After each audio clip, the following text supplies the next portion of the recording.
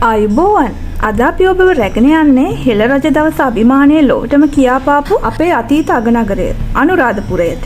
සාමාන්‍යයෙන් අනුරාධපුරේ ගියහම අපි වඳින්නේ අටමස්ථාන විතර. ඒත් මේ පුණ්‍ය භූමිය ඇතුලේ අපිට මගහැරුණු අපි දැකලා නැති තවත් විස්මයජනක ස්ථාන රාශියක් තිබෙනවා. අද මේ වීඩියෝවෙන් අපි අනුරාධපුරයේ සහ මිහින්තලයේ සුවිශේෂී ඓතිහාසික ස්ථාන 50ක් ඉතාම කෙටි කාලයකදී ඔබට කියනවා. ඔබ මීට කලින් නොදකපු අසිරිමත් නටබුන්, මහා වාරි විස්කම් සහ අභිරහස් කැටයම් රසක් මේ ස්ථාන 50 ඇතුලේ අඩංගුයි. Join us on amazing journey through Anuradhapura. ශ්‍රී මහා බෝධි සංඝමිත්තා මෙහෙණින් වහන්සේ විසින් වැඩම කළ ලොව පැරණිතම ලිඛිත ඉතිහාසයක් ඇති වෘක්ෂය ලෙස ශ්‍රී මහා බෝධීන් වහන්සේ සැලකෙනවා. ශ්‍රී ලාංකේය බෞද්ධයන්ගේ මුදුන් මල්කඩ බඳු මෙන් පූජනීය වෘක්ෂය වටා ඇති රන්වැට සහ ප්‍රාකාරය බැතිමතුන්ගේ ගෞරව ආදරයට පාත්‍ර වූ ඓතිහාසික ජීවමාන සංකේතයක්. රුවන්වැලි මහා සෑය. දුටුගැමුණු රජුගේ ශ්‍රේෂ්ඨතම නිර්මාණය වන රුවන්වැලි මහා සෑය අනුරාධපුර අහස සිප ගන්නා දැවැන්ත පූජනීය ස්මාරකයක්. සෑය දරා සිටින මූර්තිමත් ඇත්පවුර සහ රාත්‍රී කාලයේ ආලෝකයෙන් බැබලෙන රන්කොත ස්වර්ණමාලී මහා සෑයේ අසිරිමත් බව සහ රාජකීය අභිමානය මැනවින් විදහා දක්වනවා. තූපාරාමයේ දාගැබ බුදුන් වහන්සේගේ දකුණු අකුධාතුව තැන්පත් කරමින් දේවානම්පියතිස්ස රජු විසින් කර වූ තූපාරාම ලංකාවේ ඉදි වූ ප්‍රථම ස්තූපය. මෙහි ඇති සුවිශේෂී ඝණ්ඨාකාර හැඩය සහ දාගැබ වටා ඇති ඉපැරණි වටදාගෙයෙහි ගල් කණු අතීත සිංහල ගෘහ නිර්මාණ ශිල්පයේ අපූර්වත්වය පසක් කරනවා. ලෝවා මහාපාය මහල් 9කින් සහ කාමර 10කින් යුක්ත වූ ලෝවා මහාපාය හෙවත් ලෝහ ප්‍රාසාදය අතීතයේ මහා විහාරීය භික්ෂුන් වහන්සේලාගේ ප්‍රධාන උපෝසථාගාරය ලෙස භාවිතා වුණා. ලෝකඩ තහඩු සෙවිලි කර තිබූ මෙහි අදටත් ශේෂ වී ඇති පෙළට පිහිටි ගල් කණු 1600ක නටබුන් මගින් එකල තිබූ දැවැන්ත බව මැනවින් පෙන්눔 කරනවා. අනුරාධපුර දළදා මාලිගාව හේම්මාලා සහ දන්ත කුමරුන් විසින් ලංකාවට වැඩම කළ දළදා වහන්සේ ප්‍රථමයෙන්ම තැන්පත් කළ පූජනීය ස්ථානය මේ. අනුරාධපුර යුගයේ ගෘහ නිර්මාණ ශිල්පය කියාපාන මුරගල්, කොරවක්ගල් සහ කලාත්මක සඳකඩ පහන සහිත මෙම ගොඩනැගිල්ල අතීත රාජකීය පූජෝපහාරයන්ගේ සිහිවටනයක්. චේතවනාරාම ස්තූපය ලොව උස්සම ගඩොල් නිර්මාණය සහ විශාලතම ස්තූපය වන චේතවනාරාමය මහසෙන් රජු විසින් ඉදි කළ අසිරිමත් ඉංජිනේරු විස්කමක්. බුදුන් වහන්සේගේ පටිධාතුව තැන්පත් කර ඇති බවට විශ්වාස කෙරෙන මෙම දැවැන්ත ස්තූපයේ සලපතල මළුව සහ ගඩොල් බැම්ම ලාංකීය ශිල්පියාගේ ශක්තිය ලොවටම පසක් කරනවා. චේතවනාරාම පටිමගරය ලංකාවේ විශාලතම බුදු පිළිම ගෙයක නටබුන් ලෙස සැලකෙන චේතවනාරාම පටිමගරය එහි ඇති දැවැන්ත ගල් උළුවස්ස නිසාම ප්‍රසිද්ධයි. අතීතයේ ඇති දැවැන්ත බුද්ධ ප්‍රතිමාවක් තැන්පත් කර තිබූ මෙහි ශේෂ වී ඇති පද්මාසනය සහ පාදමේ ඇති සියුම් කැටයම් එකල තිබූ කලාත්මක උත්කෘෂ්ඨ බව මනාව හෙළි කරනවා. අබේගිරි විහාරය වට්ටගාමිනී අභය රජු විසින් කර වූ අබේගිරි විහාරය අතීතයේ ජාත්‍යන්තර කීර්තියක් දිනාගත් ශාස්ත්‍රීය හා බෞද්ධ මධ්‍යස්ථානයක් ලෙස ප්‍රචලිත වුණා. එහි ඇති කලාත්මක වාහල්කඩ සහ විසිරී ඇති නටබුන් මගින් ලොව දසදින ශිෂ්‍යයන් පැමිණි ඉපැරණි විශ්වවිද්‍යාලයක ආසිරිය අදටත් නරඹන්නන්ට සිහිපත් කරවනවා. මිරිසවැටිය ස්තූපය දුටුගැමුණු රජු සිය ජයග්‍රහණයෙන් පසු ඉදි කළ ප්‍රථම ස්තූපය වන මිරිසවැටිය භික්ෂුන් වහන්සේලාට නොදී මිරිස් මාළුවක් අනුභව කිරීමේ පසුතැවිල්ල නිසාවෙන් කර වූ ජනප්‍රවාදෙහි කියවෙනවා. ස්තූපයේ ඇති අලංකාර වාහල් කඩ කැටයම් මගින් අනුරාධපුර යුගයේ මුල් කාලීන කැටයම් ශිල්පයේ ප්‍රගතිය මනාව දැකගත හැකියි. ලංකාරාම ස්තූපය වට්ටගාමිනී අබේ රජු විසින් සෝමා දේවිය වෙනුවෙන් මණි සෝමාරාමය නමින් කර වූ ලංකාරාම ස්තූපය ඉතා සංසුන් පරිසරයක පිහිටි මනරම් නිර්මාණ. දර්ශනීය වටදාගයකින් වට වී තිබූ මෙම කුඩා ස්තූපයේ ඉතිරි වී ඇති ගල් කණු මගින් අතීතයේ වටදාගය සහිත ගෘහ නිර්මාණ ශිල්පයේ චමත්කාරය කියාපානවා. ඇත් පොකුණ අනුරාධපුරයේ අභයගිරි විහාර සීමාවේ පිහිටි ඇත් පොකුණ ලංකාවේ විශාලතම පැරණි ගල් පොකුණ ලෙස සැලකෙනවා. අතීත වාරි තාක්ෂණයේ විස්කම් පෙන්වන භූගත ජලනල පද්ධතියක් මගින් මෙයට ජලය සපයා ඇති අතර ඒ භික්ෂුන් වහන්සේලා 500කට අධික පිරිසකගේ ප්‍රයෝජනය සඳහා නිමවා තිබෙන බවයි කියවෙන්නේ. රත්න ප්‍රාසාදය අබේගිරි විහාරයේ ප්‍රධාන උපෝසථාගාරය වන රත්න ප්‍රාසාදය ලංකාවෙන් හමුවන ලංකාරාම සහ විස්තරුම් මුරගල පිහිටි ස්ථානය. අතීතයේ මහල් කිහිපයකින් යුක්තව තිබූ මෙම මාලිගාවේ ශේෂ වී ඇති කලාත්මක කොරවක් ගල් සහ කැටයම් මගින් එකල පැවති රාජකීය අසිරිය මැනවින් විදහා දක්වනවා.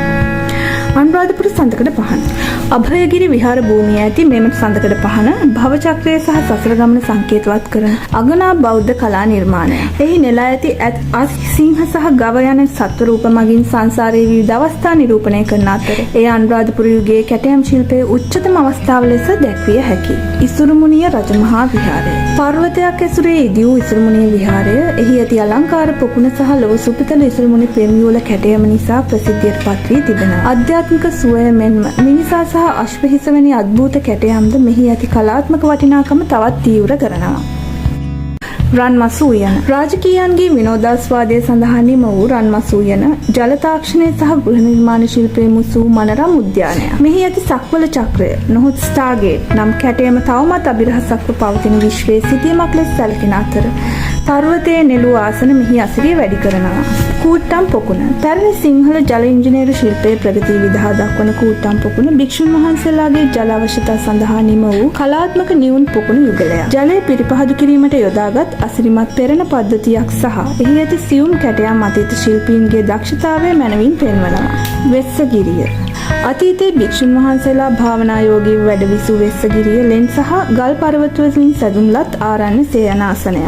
අතීතයේ භික්ෂුන් වහන්සේලා භාවනා යෝගී වැඩ විසූ වෙස්සගිරිය ලෙන් සහ ගල් පර්වත වලින් සැදුම්ලත් ආරණ්‍ය සේනාසනයක්. ඉතිහාසයේ ලේඛනගත කළ පැරණි බ්‍රාහ්ම අක්ෂර ලිපි සහ සීගිරි සිතුවම් වලට සමාන පැරණි චිත්‍ර කලාවක සටහන් අදටත් මෙහි දැකගත හැකියි. දක්ඛින ස්තූපය අනුරාධපුර නගරයේ දකුණු කෙළවරේ පිහිටි මෙම ස්තූපය දුටුගැමුණු රජු ආදාහනය කළ ස්ථානයේදී වූ සුවිශේෂී ස්මාරකයක් ලෙස සැලකෙනවා. මහා පරාක්‍රම බාහු රජුගේ මෑණියන් වෙනුවෙන් කළ බවටද මතයක් පවතින මෙම දැවැන්ත ගඩොල් ස්තූපය අති පූජනීය ඓතිහාසික භූමියක්. සඳහිරු සෑය යුද ජයග්‍රහණය සැමරීම වෙනුවෙන් වර්තමානයේදී වූ සඳහිරු සෑය අනුරාධපුරයේ නවතම ආගමික සල්පුණක් ලෙස ඉස්මතු වී තිබෙනවා. නවීන ඉංජිනේරු ශිල්පයේ එකතුවක් වන මෙම දැවැන්ත සුදු පැහැති ස්තූපය රාත්‍රී කාලයේදී විදුලි ආලෝකයෙන් බැබලෙන අතිශය මනරම් පූජනීය ස්ථානයක්. පංචකුලිය අශෝකාරාමය ඈතින් පිහිටි නිස්කලංක වටපිටාවක පිහිටි පංචකුලිය අශෝකාරාමය එහි ඇති ඉතාමත් ශාන්ත බුද්ධ ප්‍රතිමාව නිසා ප්‍රචලිත වී තිබෙනවා. ගලින් නෙළූ මෙම ප්‍රතිමාව සහ අවට ඇති කැටයම් කළ ගල්ටැම් අතීත ආරාම සංකීර්ණයක තිබූ උත්කෘෂ්ඨ කලාත්මක බව මැනවින් විදහා දක්වනවා.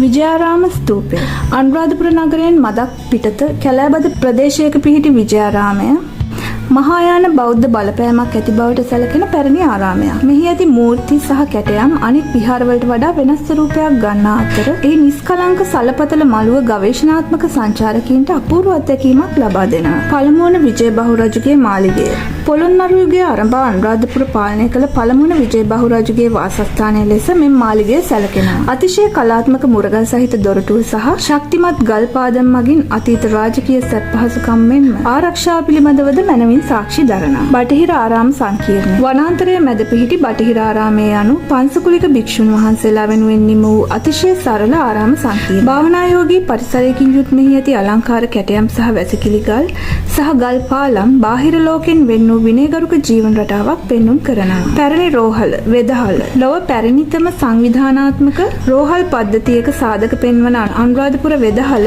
අතීත සිංහල වෛද්‍ය විද්‍යාවේ දියුණුවට ජීවමාන සාක්ෂියක්. ඖෂධීය තෙල් ගැන්වීම සහ යොදාගත් බෙහෙත්වරු සහ එහි තිබී හමු ශල්‍ය උපකරණ මගින් එකල පැවති විස්මජනක වෛද්‍ය තාක්ෂණය හෙළිවෙනවා.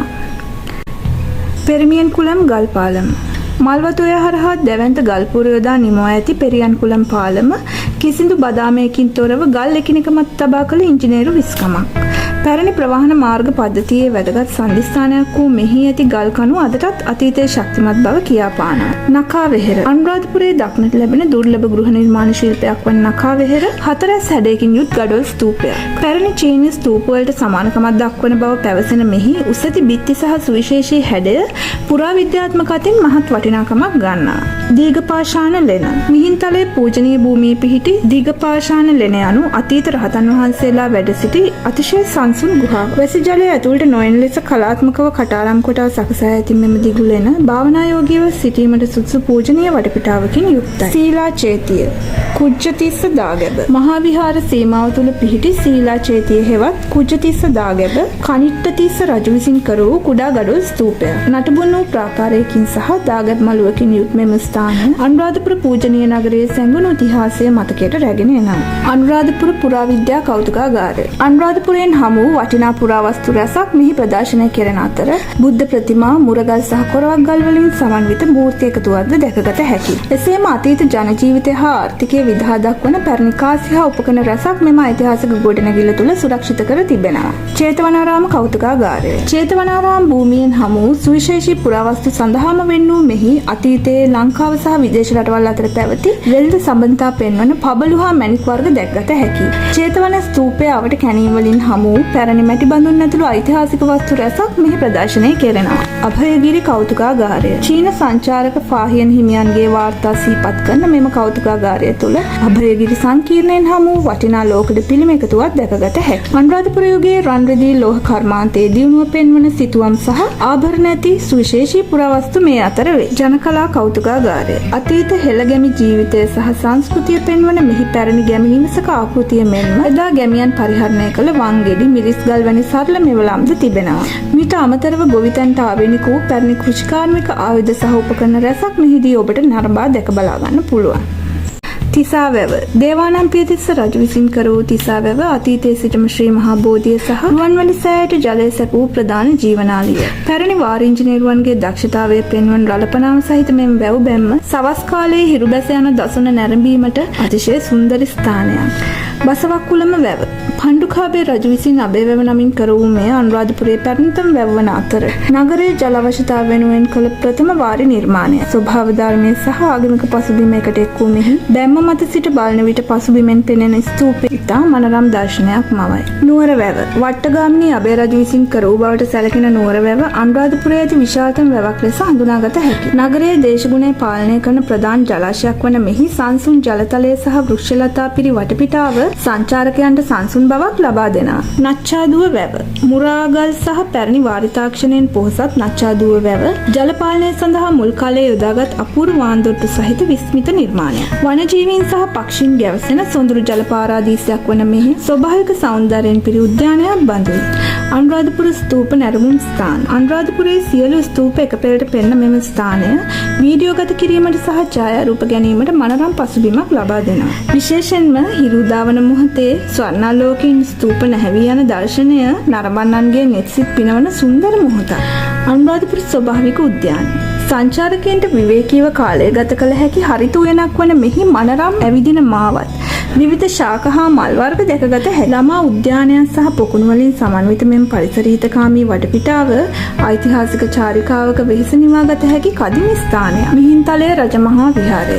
ලංකාවට බුද්ධහම රැගෙන පූජනීය භූමිය වන මිහින්තලය. එහි ඇති සුවිශේෂී පියගැට පෙළ සහ මිහිඳු හිමියන් වැඩ සිටි මහා සෑය නිසා ප්‍රසිද්ධ. දේවානම්පියතිස්ස රජුට මිහිඳු හිමියන් මුලින්ම මුණ ගැසුණ අම්බස්තල චෛත්‍යද පිහිටා ඇත්තේ මෙම පූජනීය පර්වතයෙන් මතමයි. මිහින්තලේ සේල චෛත්‍ය. මිහින්තලේ පූජනීය භූමියේ පිහිටි කුඩා මනරම් ස්මාරකයක් වන සේල චෛත්‍ය බෞද්ධ ඉතිහාසයේ වැදගත් සංදිස්ථානයක් සඳහන් කරනවා. මෙහි ඇති කලාත්මක සඳකඩ පහන සහ පියගැට පෙළ අතීත උරුමය කියාපාන අතර පර්වත මුදුනේ පිහිටි මෙම ස්ථානයේ සිට මුළු අනුරාධපුර නගරයම ඉතා පැහැදිලිව දැකගත හැකියි. මිහින්තලේ කටුසෑය. ගඩොල් ස්තූපයක නටබුන් සහිත කටුසෑය අතීතයේ බුද්ධහම ප්‍රචාරය කිරීමට යොදාගත් ධර්ම ලේඛන තැන්පත් කළ ස්ථානයක් ලෙස විශ්වාස කෙරේ. මහායාන දහමට සම්බන්ධ බවට සැලකෙන මෙම ස්තූපය අසල මිහින්තලේ පාලන නීති රීති ඇතුළත් වැදගත් සෙල්ලිපි රැසක් අදටත් සුරක්ෂිතව පවතිනවා.